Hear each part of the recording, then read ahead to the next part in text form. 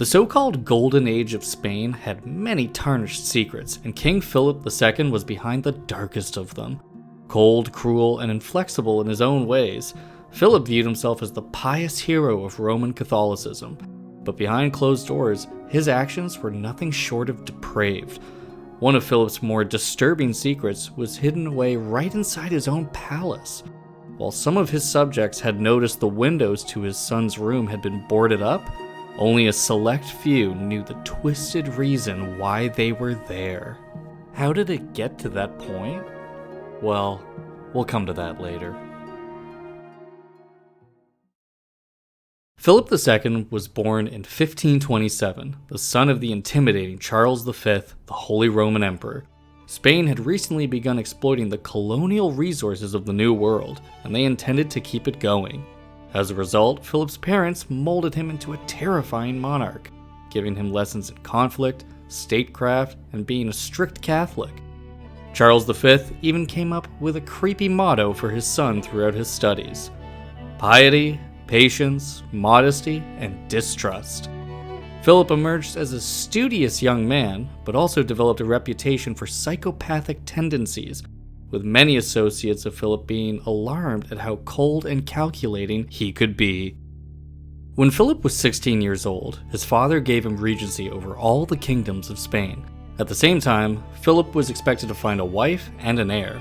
But because he was a member of the House of Habsburg, a dynasty infamous for inbreeding to protect the sanctity of the royal blood, Philip ended up marrying his cousin, Maria Manuela.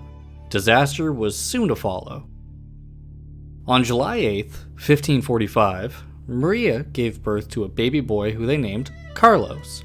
Tragedy came just 4 days later when Maria suffered a brutal hemorrhage and died. While Philip was now a widower, he at least finally had a male heir, although the situation quickly became complicated.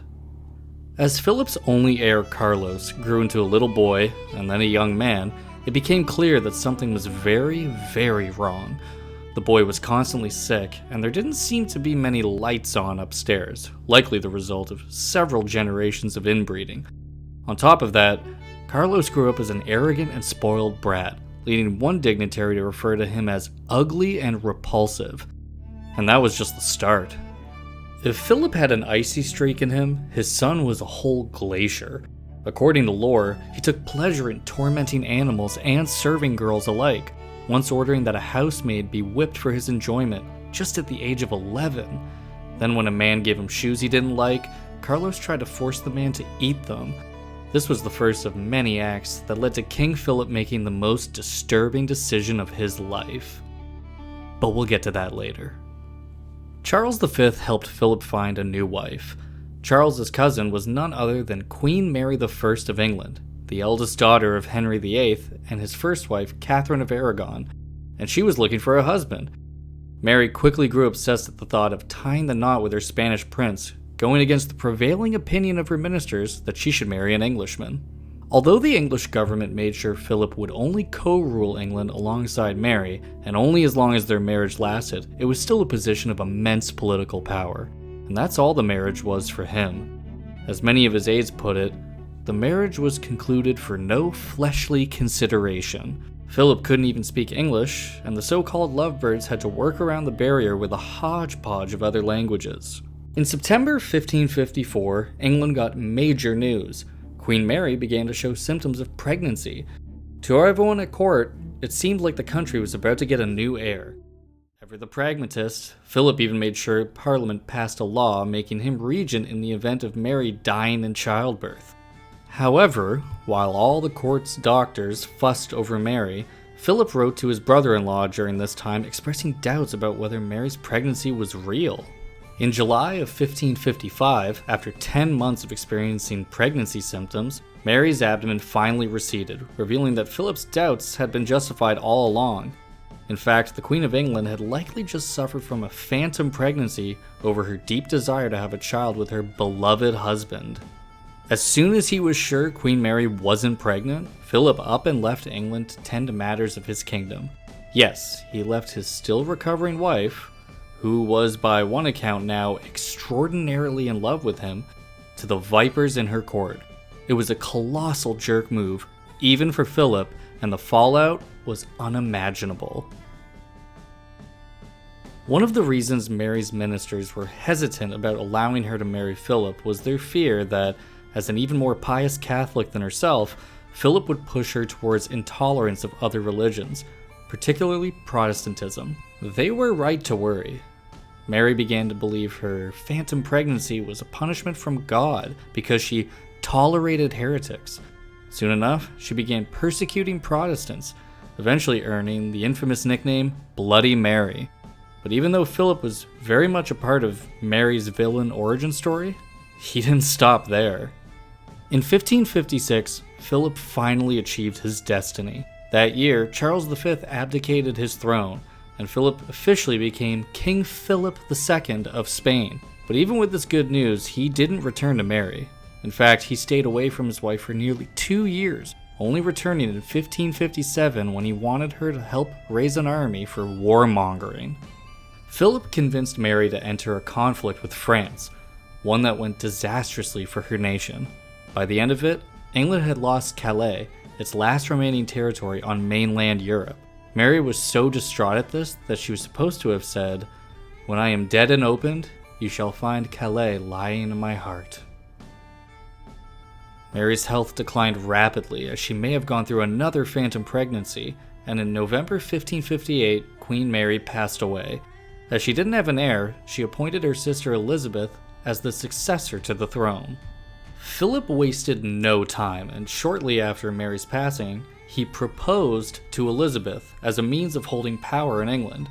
But Elizabeth wasn't to be played a fool, and after taking her sweet time on a decision, she declined Philip's proposal. Wasting no time on that rejection, Philip found his next wife, Elizabeth of Valois, one of the daughters of King Henry II of France and Catherine de' Medici.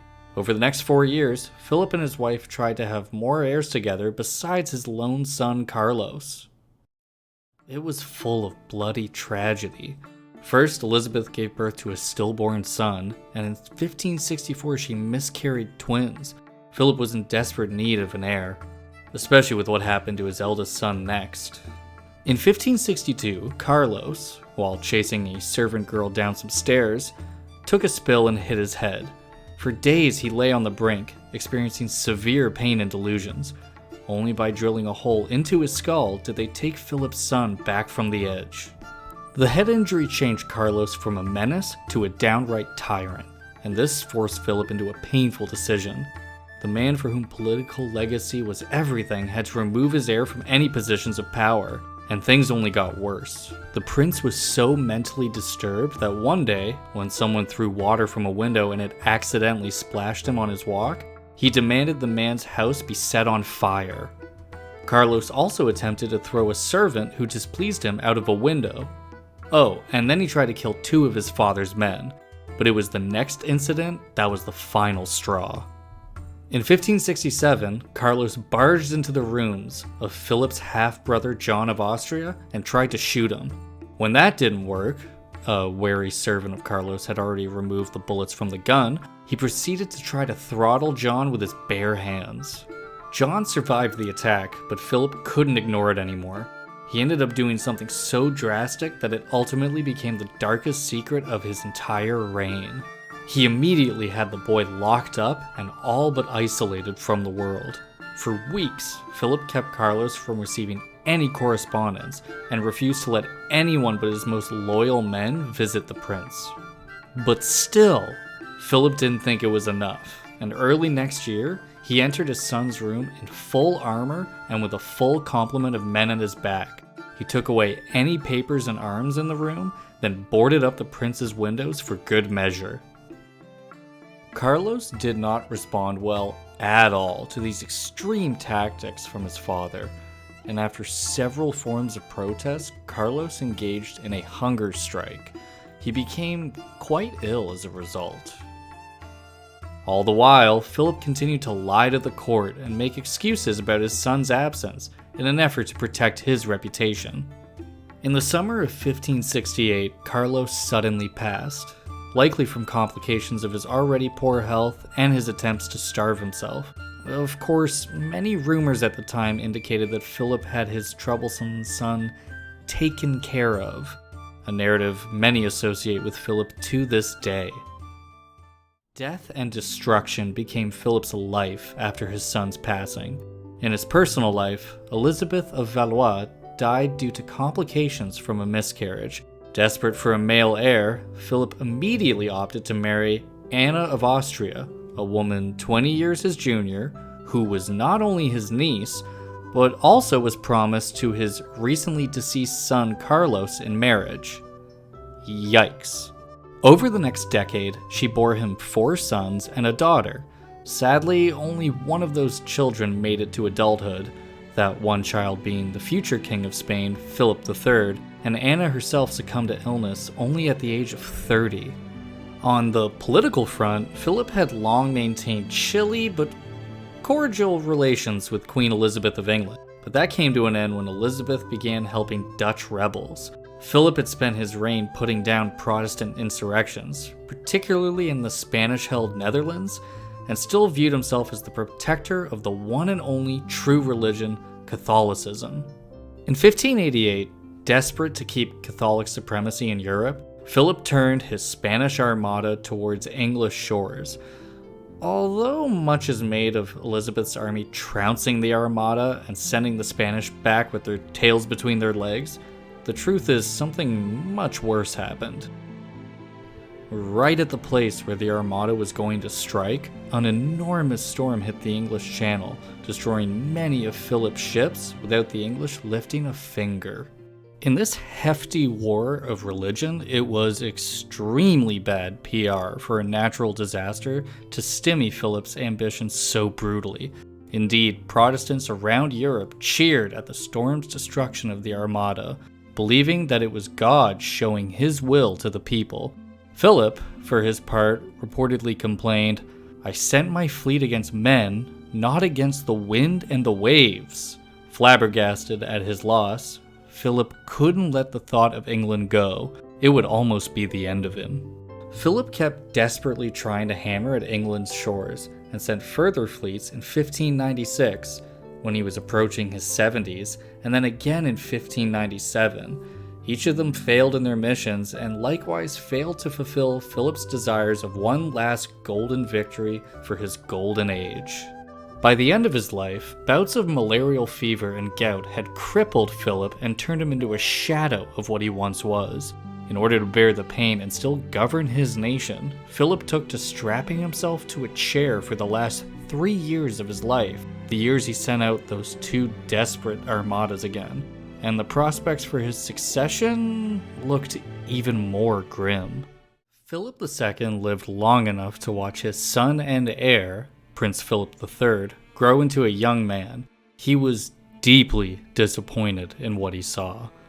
After the Carlos debacle, he tried to give his son the best, most progressive education the crown could buy, but it was nonetheless clear to everyone, probably Philip most of all, that the boy, while studious, had no political mindset. Once more, the consequences of this were far-reaching. Devastating wars, rash decisions, too much ambition, and a wildly destructive and ultimately fruitless pursuit of finding a worthy heir meant the great realm that Philip II had inherited had been greatly reduced, and nobody competent would be left at the helm after he had passed. Philip II ruled over what many historians called the Golden Age of Spain, thanks mostly to the masses of gold and silver coming in from the New World Philip had inherited. Yet when he finally succumbed to cancer in 1598, he might as well have been ruling over a kingdom of ash. In his son, Philip likely saw no glimmer of hope to take Spain to greater heights, and he was right. The nation declined during Philip III's reign onwards, and Spain lost the Netherlands and their fight with Protestantism within 50 years of the old king's end. King Philip II of Spain had been a warmonger, an honorary tutor, a serial husband in desperate search of an heir, and a hero of Catholicism. None of it mattered in the end. If you enjoyed this video, please give it a like, we really appreciate it. We also encourage you to check out the companion article in the description below. If you'd like to see even more videos on historical and entertainment figures, please subscribe to the channel.